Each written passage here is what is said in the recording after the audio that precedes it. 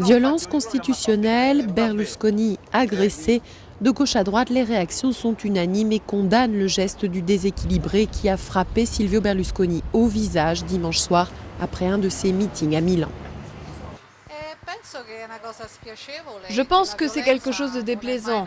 La violence n'est jamais positive, peu importe ce que l'on pense de la personne, c'est absolument négatif.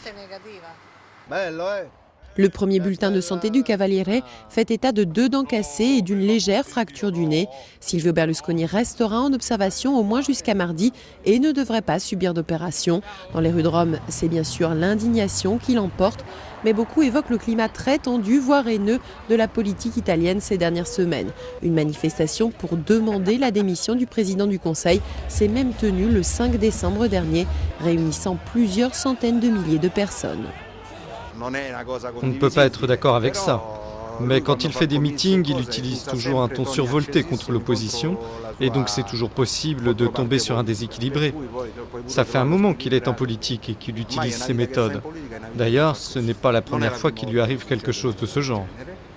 Il y a quelques années, Silvio Berlusconi avait en effet reçu un pied d'appareil photo sur le crâne à Rome par un jeune militant de gauche.